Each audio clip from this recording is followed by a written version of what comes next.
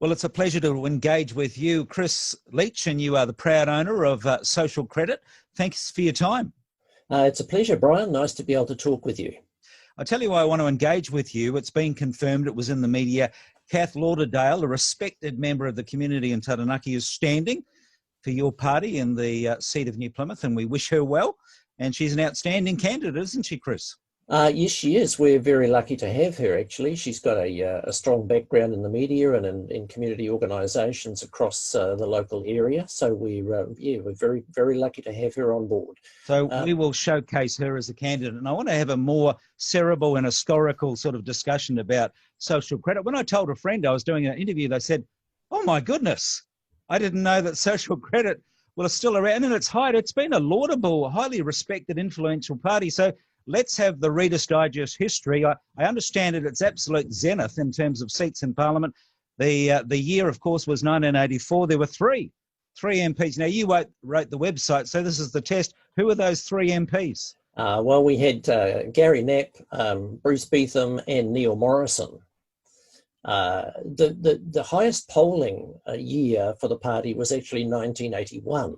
And Social Credit polled 21% of the vote. That's impressive. Can you imagine if we had MMP back then? You would have been a force to be reckoned with. Well, exactly. I mean, more than a force to be reckoned with. That would have been about 24 MPs in Parliament, and that would have substantially changed the face of New Zealand history. Yeah. Look, political history is something I'm interested in. I know with the first Labor government, with the likes of Michael Joseph Savage and John A. Lee, they're very influenced by the theories and the ideas of social credit, and they lost the arm wrestle, unfortunately, if you're into social credit, with Walter Nash and Peter Fraser. And you know the story better than me because you've written the really good website you have for social credit. We came close, but some of their ideas were implemented, and you know the story. The first Labor government ran out of money. Walter Nash went to the bankers in England and they made life really hard for him, and possibly it was only World War II that may have saved the economy of New Zealand. So social credit, until it got your first MP, still contributed by influencing government policy. Would you agree? Look, I think social credit had a major influence on government policy, not only then, but in time since. But if we just go back to the days of Savage and Lee, Michael Joseph Savage campaigned in the whole of that election on taking control of the issue of the country's credit and making the Reserve Bank work for the country.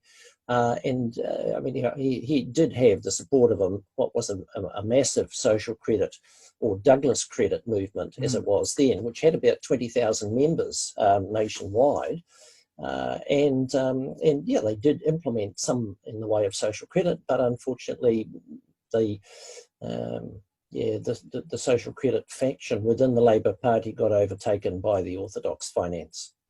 Look, I read your policies and your objectives, and it warmed my heart, Chris. And I hear voices of the likes of Richard Prebble and Walter Nash and John Key saying, look, if social credit was easy, everyone would be doing it. And look, they say, look, we love your values, we love your aspiration. It's just not workable. You're dreaming, Chris. You're dreaming. So I have to ask the obvious question. It's called social credit. To vest in the people of New Zealand the ownership of credit and currency, the reform of the present monetary system.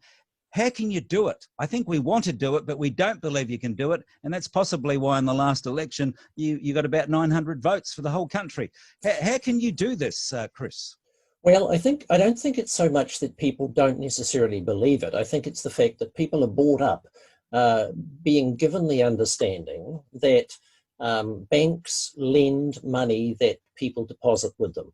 And so if you ask anybody out in the street, where do banks get the money that they lend, they will say, well, they get it from their depositors. And that's what we're brought up with. And I mean, there are even some economists, like people like Cameron Bagbury and others, who still perpetuate that myth. And it is a myth. It's been disproved by the Bank of England. If you go to the Bank of England website, you can find a very clear example of the fact that a whole paper, in fact, about how banks create money when they issue loans. They don't issue or use their depositors' money to make loans.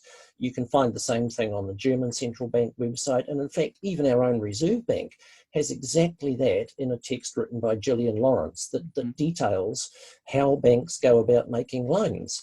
So if you're brought up with one set of ideas, it makes it very, very hard to then accept that something that you've believed in for a very long time is actually incorrect. I mean, for example, many people didn't believe that our own Reserve Bank could create money. And up until recently, it hasn't done. But of course, in the last 6 weeks, because of this COVID-19 economic crisis, the Reserve Bank has suddenly created $60 billion and is possibly going to go to $90 billion. So through the COVID-19 pandemic and the extenuating circumstance, some of social credit's policies and modus operandi are being implemented, but you're not getting the credit. As you know, it's the great Kiwi dream. We're hardwired. We want to be loved. We want to have a purpose. Our home is our castle. We want to have a loan.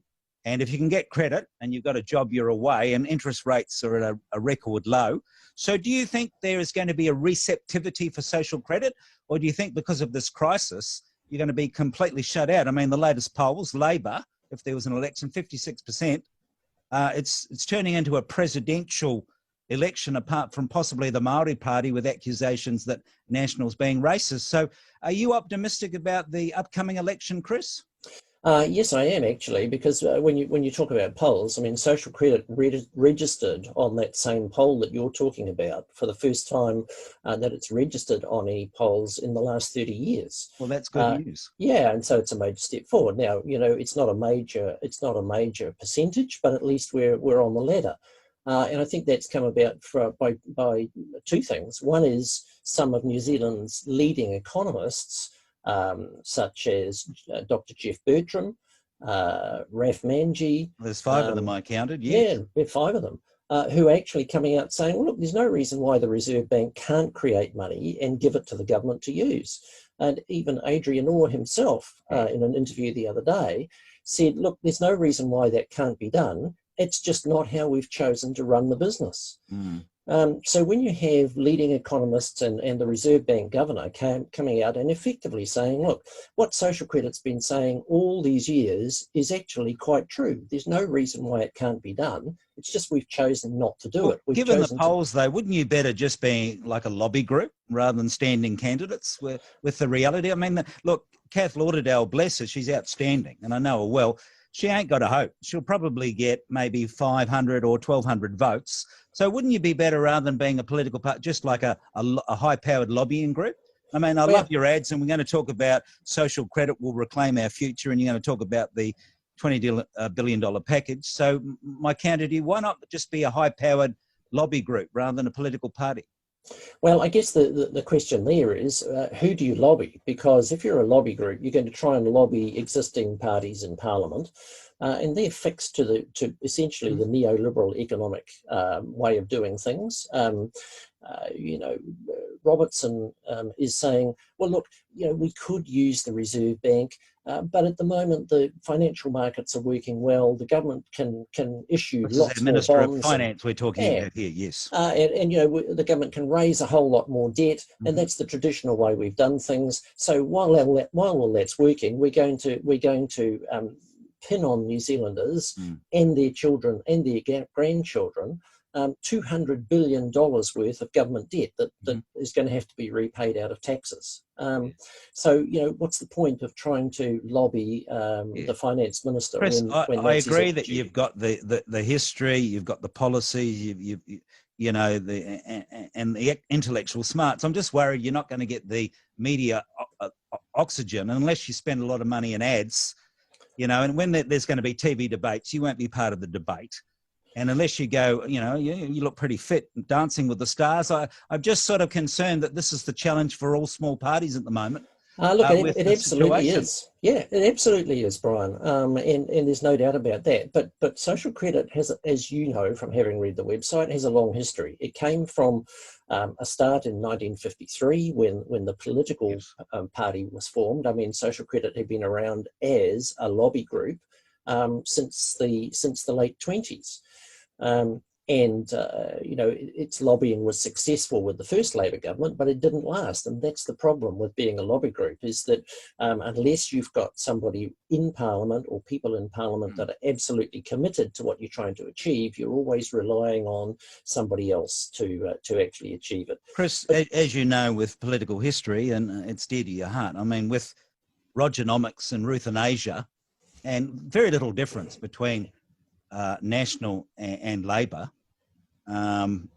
So who are the arch enemies? Is John Key the chair of the ANZ? Is he the Antichrist? Is it Richard Prebble? Who are the powers of darkness, and who's on the light side? So, well, and then I'll get you to explain again this $20 billion package funded from the Reserve Bank, which is your social credit will reclaim our future. So who's the Antichrist, and who is the Luke Skywalker? Well, I mean, I don't think it matters which of the parties is in Parliament. None of them are committed to anything other than this orthodox style of economics, which actually wasn't really brought in by Roger Douglas in 1984. It was the Treasury who were pushing for that, and Treasury were driving the new ideas that Douglas put in. He basically just let them loose. And there are still a substantial number of people in Treasury who are of that same thinking that has been the economic way of doing things for quite some time. And until there is somebody that gets into Parliament that says to Treasury, no, hang on, we are the bosses here, you do what we want and what we say, then we're not going to get any significant change, and people are going to still be lumbered with enormous amounts of debt. And I can see a lot of the minor parties really embracing your core values, because you articulate possibly your policies succinctly, intellectually more than others. And I mean, I was talking yesterday with the New Zealand Outdoors Party, and I could imagine a lot of people with the top party would warm to what you're saying. All right, let's look at this press release from Social Credit. Social Credit will reclaim our future, a $20 billion package funded from the Reserve Bank. And I'll go through some of them, not all of them. $20 for all visits to the GP and dental visits, no tax on the first $20,000 of income, and only 20% on the next $20,000. I like this one here, a child dividend of $30 per week for children under 18, and just another one, a guaranteed minimum income for all low-income earners. And I like this one here particularly, a rent-to-own public housing program. How will you pay for it? How does the Reserve Bank of New Zealand fit into this and funding it so we're not going to have inflation? Right, okay. Well, first thing is that over the last 20 years, the commercial banks have created $20 billion of new money every year in the process of their lending activities. Because if you remember, as we talked about before, banks don't take money that people deposit with them and lend it to other people. What banks do is keep that depositors' money in their vaults, and they create new money to lend to people. So 20 billion a year is the average of what the banks have done. Incidentally, last year, the commercial banks created $32 billion of new money and issued that as loans just in 1 year. So that hasn't created significant inflation. And it's really interesting that people go, oh, but hang on, if the Reserve Bank did that or the government did it, we'd have massive inflation. Well, hang on. If the commercial banks can do it without having massive inflation, why does it become massive inflation when the government does it? So the social credit concept is simply to stop the banks creating that new money and to have the Reserve Bank do it instead, for the Reserve Bank to pass that money on to the government. The government then spends it into the economy in the ways that you ran through very, very carefully just a minute ago. That money then goes into people's bank accounts as they spend, and then what people believe happens would then actually happen, and that is the banks would lend out money out of people's investment accounts. Chris, as you know, the old saying, the phrase, don't spook the horses, like farmers, exports, currency, deregulate. I mean, the narrative has been for so long, almost 30 years now, that, you know, you've got to float the dollar and, neoliberalism. And I suppose with COVID-19 and the economic fallout, there is an epiphany, there is a thinking revolution. So maybe, just maybe, this is the crisis to get people thinking again, where they may be receptive to you. But then again, you're only a minor player, and it's that issue of trust. Am I going to entrust social credit with my vote when the polls are saying that Labor's on 56%, and Jacinda's just so way out there as the preferred Prime Minister? Well, that may be true, but you should also have a look at the undecided vote in those opinion polls, and the undecided percentage is quite significant, and it's those people that are the first ones that are going to be making change, because they're the ones that are looking for an alternative to vote for. Because if they had decided they liked Jacinda or the new driver of the national motor car, then they wouldn't be undecided, would they? So that's a start. There's a significant level of dissatisfaction out there, for instance, with the amount of power that government are taking upon itself with emergency legislation. And while a lot of people will be responding to Jacinda's handling of the crisis, and I don't think you would find very many people in this country who wouldn't admit that she's done a pretty good job as the front person for handling the crisis. But the economic situation is going to start to bite. I mean, already we've got massive layoffs coming even as businesses get back into work. I mean, 1,000 people from the warehouse the other day. Vodafone putting a whole lot more people off. And that economic bite is going to take a lot of the shine off the Labor Party's performance and off their poll rating. Chris, in terms of the campaigning, are you targeting a seat? I mean, you don't have a lot of candidates confirmed at the moment. In times past, you've had 30 or 40. How many candidates are you hoping to have stand in the upcoming election? Yeah, well, in times past, of course, social credit stood candidates for every single electorate right throughout the country. At this stage, we're looking at about 12 to 15, and they'll be progressively announced over the next week really or so. A party vote, isn't it? Well, I mean, that's really the nature of MMP. There isn't a single party under MMP that has got into Parliament unless they already had an existing MP, that broke off from one of the other parties. I guess when you look back in your history, if you were able to win a seat, and your height in 1984, if you could win 3 seats, that was incredible.